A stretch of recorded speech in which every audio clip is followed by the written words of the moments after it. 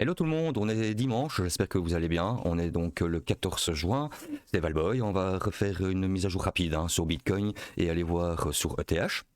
N'hésitez pas, comme d'habitude, un petit un petit like et ça va être toujours plaisir, chaud au cœur et ça motive et ça contribue pour la chaîne. Donc ici en daily. Pardon, je commence en monthly, on fait un rapide parce que suffit de revoir mes dernières vidéos depuis début de semaine.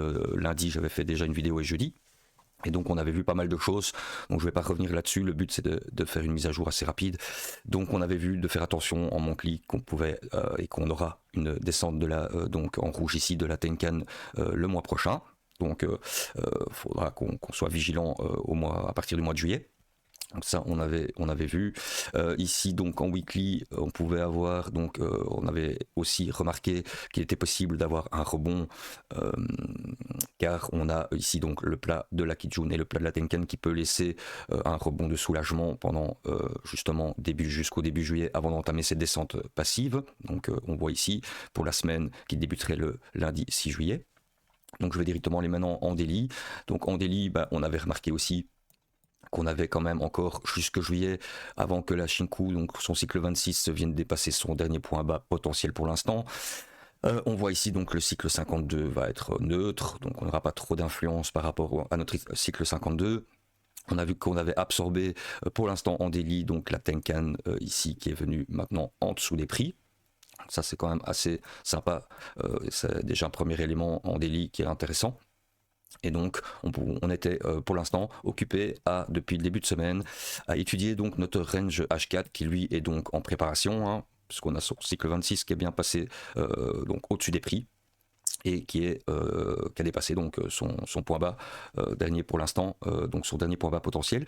On voit ici donc que on a eu ce croisement, donc on avait vu la vidéo, donc on a vu cette réaction sur cette bougie du jeudi 11 juin qui était intéressante, qui permettait de remettre en équilibre les unités de temps inférieures au H4. Donc c'était important pour les bulls de réagir et de pouvoir donc repasser au-dessus de ces équilibres. Donc là maintenant, on a eu toute la descente de la SSB qui s'est effectuée, donc du Kumo. On a eu ce croisement maintenant du Kumo qui est à la hausse pour l'instant. Et qu'on a maintenant, on voit ici en rouge, donc le soutien de la Tenkan H4, qui pour l'instant soutient les prix et donne un peu notre tempo. Voilà, donc la Shinku toujours bien au-dessus des prix. On avait vu donc qu'il fallait que ce soit intéressant qu'elle se maintienne au-dessus des prix pour garder ce momentum de hausse pour l'instant. Et donc je l'ai peut-être déjà dit là maintenant, mais on a notre cycle 52 maintenant qui a dépassé son point bas. Et donc qui peut venir aussi un peu soutenir le cours. Donc voilà, donc là ça va être intéressant de voir ce tempo avec les lignes qui sont bien orientées pour l'instant en H4. Alors on avait vu aussi donc dans l'étude, je remets mes annotations qu'on avait effectuées lors de la dernière analyse, donc on avait bien la borne. J'ai juste rectifié un petit peu la borne parce que je l'avais mis évidemment avant qu'il y ait ce croisement qui n'était pas encore effectué, donc ce croisement haussier du Kumo. Mais je l'avais mis sur le premier croisement que vous voyez ici, donc le premier croisement du Kinkoyo ici, donc c'était notre prix centré qui était un rien plus bas, donc on va dire $300 plus bas. Maintenant je l'ai pour pas, parce que voilà, je pense qu'il ne faut pas être rigide non plus. Mais je trouve intéressant maintenant de relever un peu mon prix centré au niveau du croisement du Kumo, car ce que je trouve intéressant, bon après il n'y a que $300 de différence, mais ce que je trouve intéressant, c'est voilà, d'abord les réactions des bougies, les mèches, ils sont venus quand même travailler autour du prix centré, et chaque fois il a fait quand même réaction, que ce soit à la hausse, à la baisse, donc pour moi c'est quand même intéressant. Et donc voilà, ma borne, je l'ai juste redéplacée, ce qui me donne un haut de range plutôt aux alentours des 66 000. Et j'avais dit dans les vidéos précédentes, autour des 65 500, on est, voilà. En tout cas, on n'est pas loin l'un de l'autre, ce qui pour moi ne fait pas une énorme différence, mais quand même, voilà, ça c'est un peu arbitraire de ma part. Mais il me semble que par rapport donc aux réactions des bougies, des mèches, du croisement maintenant du Kumo à la hausse, et qu'en plus on a quand même un long plat ici en soutien maintenant de la Kijun en bleu ici. C'est beaucoup d'éléments qui fait que je place ma borne de mon bas à mon centre, comme je viens de vous l'expliquer, ce qui me donne donc cette borne haute autour des 66 000. On avait donc établi la V, qui était la dernière impulsion baissière des vendeurs, donc reportée en axe de symétrie, donc autour des 68 235, il faudra prêter attention. Donc on avait aussi vu dans notre ondulatoire Je vais remettre donc d'abord dans l'ondulatoire d'abord l'idée de la vague principale en daily. On va revoir juste ça en vitesse. Donc souvenez-vous, depuis la TH, après la cassure de notre point B ici, qui s'est faite, donc on peut simplifier donc notre onde ici. Et notre onde, on voit bien toutes les réactions qu'il y a eu. Il est revenu en soutien sur la pente la plus forte, mais qu'on avait vu évidemment qu'on n'allait pas aller en négatif, donc qu'il y avait une possibilité de rebond, en tout cas de latéralisation, et qu'on avait vu aussi en Montcli, rappelez-vous, la Shinku qui travaillait dans ses prix. Donc on avait quand même plusieurs éléments qui nous indiquaient, et qu'on avait vu début de semaine, qu'on pouvait avoir une latéralisation, donc un rebond de soulagement. Et donc l'idée est toujours qu'au mois de septembre, en tout cas autour du mois de septembre jusqu'en décembre, on ait une possibilité de venir toujours dans cette cible-ci de 39 000 à 37 000. Donc tout ça, je vous convie à aller voir la dernière vidéo. Donc on avait vu aussi par la réaction et la possibilité d'avoir donc ce rebond qu'on aurait donc cette OV2 qui serait intéressante, voilà ici. Je vais retirer la vague principale pour l'instant. Donc l'OV2 qui pourrait nous amener donc sur ce plat qu'on avait bien identifié. Donc ce plat autour des 71 000 et que pour moi ce serait une zone importante et cruciale.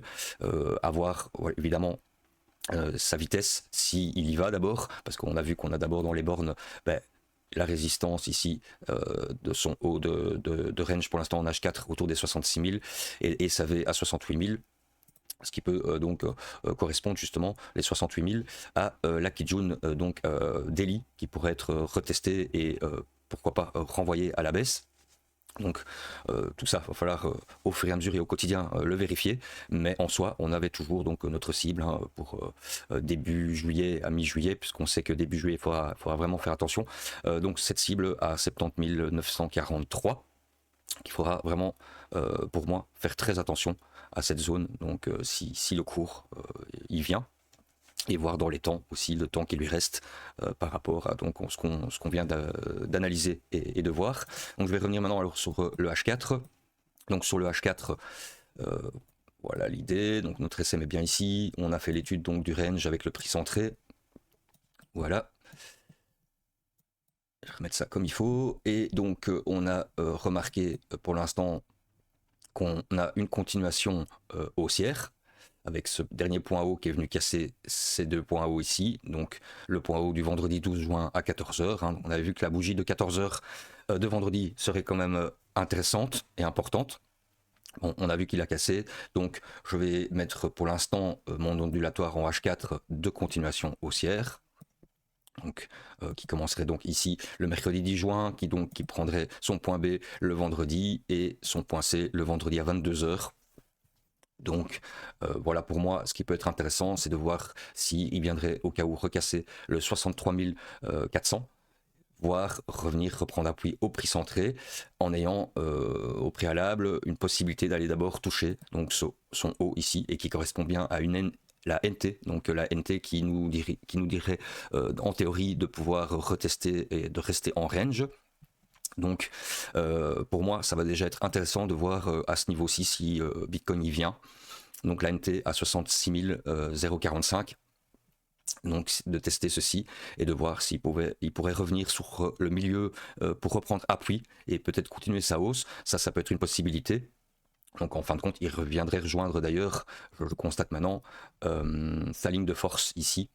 La ligne de force donc de l'ASM qui nous conduirait donc comme on avait dit autour des 71 000. Donc voir si ça peut être cohérent. L'idée donc de venir retoucher le haut de range pour venir, pourquoi pas, retester notre prix centré et de pouvoir renvoyer peut-être le prix à la hausse. Donc tout ça, voilà, c'est juste une projection. Pour l'instant, ce qu'on peut constater en tout cas, c'est qu'on a toujours bien les soutiens de nos lignes. On a en H4 en tout cas encore des poussées possibles. Ici on voit de la Kijun qui continuerait à faire ses poussées à la hausse, la Tenkan aussi. Donc on a tout en soutien pour l'instant.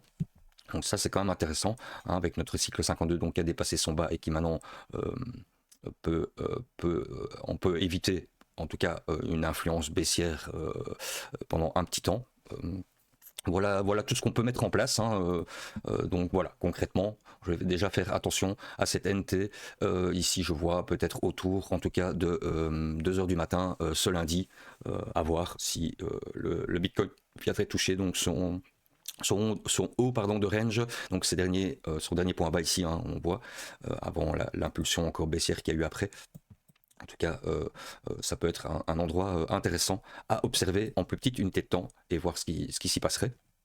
Voilà pour la mise à jour donc du Bitcoin. Je vais passer maintenant donc sur ETH. Alors ETH ici, donc nous sommes en weekly. Je vais redémarrer un peu sur le weekly. Donc voilà pour moi les choses intéressantes. Donc on aurait d'abord cette onde de simplification comme Bitcoin depuis qu'il a cassé donc ce point bas ici à 1741 $. On pourrait se projeter donc sur cette V autour des 1000 $, pourquoi pas aussi comme Bitcoin dans le courant du mois de septembre jusque décembre. Donc là, ce serait vraiment un niveau important. Ce que je me pose juste comme question, c'est que je n'ai pas de fair value gap en weekly à ce niveau aussi des 1000 $. Donc voilà, il va falloir prêter attention. S'il y aurait un débordement, un excès, pourquoi pas. Ici, bon, on n'y est pas, mais voilà, l'idée, c'est la zone en tout cas, qu'il faudra prêter attention si ETH vient suivre donc cette V. Et on voit bien que, en tout cas, elle a fait office pour l'instant de résistance. Dont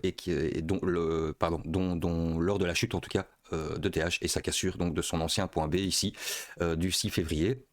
Donc même chose que Bitcoin, hein, on pourrait avoir une latéralisation parce qu'évidemment il ne va pas aller chercher ces lignes de force les plus pentues, ce qui nous amènerait à un ETH aussi en négatif. Donc voilà le pourquoi. Pour moi, il a encore de la place pour latéraliser, comme Bitcoin, peut-être revenir en contact justement avec cette ligne de force de cette V pour nous y conduire donc au mois de septembre. À voir. Voilà pour moi le plan en tout cas baissier.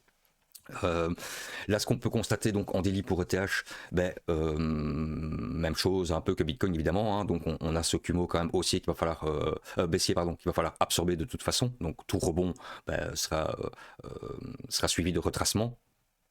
Et on a encore aussi combien de jours par rapport à son dernier point bas, potentiel 17 jours, donc ce qui nous conduit pour l'instant au mois de juillet. Donc le 1er juillet, on avait la même chose que Bitcoin, donc il va falloir faire attention au moment où la Shinku pourrait revenir en contact, en tout cas de cette forte baisse qu'il y a eu ici à partir du 2 juin. Donc si la Shinku remonte et se rapproche en tout cas de cette date-là, il faudra faire fort attention à cette influence qu'il pourrait avoir de baisse.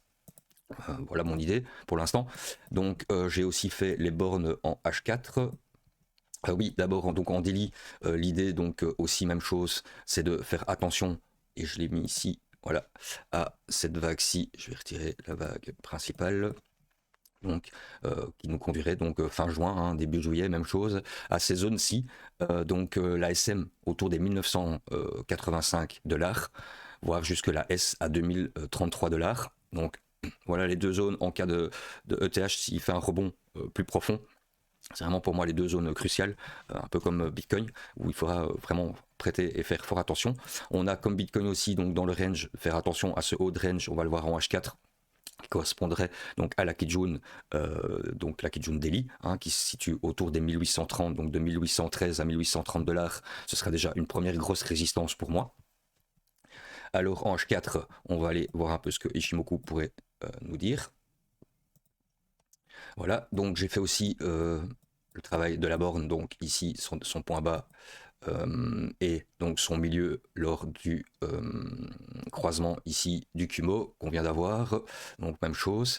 On voit le travail hein, aussi des bougies, des mèches sur son prix centré, ici le prix centré à 1660 $, qu'il faut essayer pour ETH de le maintenir. On a le haut de la borne donc qu'on a vu qu'il fallait faire attention pour la Kijun, notamment Daily, qui est à 1816 $. Voilà pour moi ce qui est intéressant donc à voir sur ETH. Donc on voit pour l'instant aussi sur les lignes que la Shinku est au-dessus de ses prix. Elle est pour l'instant en ralentissement par rapport à ces bougies ici qui resteraient 4-8 heures, voir s'il pourrait avoir une impulsion d'ETH d'ici là, après 2 bougies de 4 heures. On voit que on a le soutien donc maintenant de la Kijun qui est bien en dessous de ses prix. Alors on va falloir faire un peu attention parce que j'ai remarqué que ETH est un peu plus faible par rapport à Bitcoin. Hein, vous le voyez ici, donc par rapport même à cette Tenkan H4 qu'on avait vu sur Bitcoin, qu'elle est vraiment en soutien. ETH, on voit qu'il y a quand même un peu, on va dire que c'est un peu plus faible. Mais bon, tant qu'il maintient pour moi son prix centré, bah, voilà, pas de warning important. Et l'idée, c'est comme Bitcoin, pourquoi pas aller retoucher sa borne haute à 1816 $. Voilà pour cette mise à jour assez rapide. J'espère que ça vous a plu. On se revoit très vite. Ciao, ciao!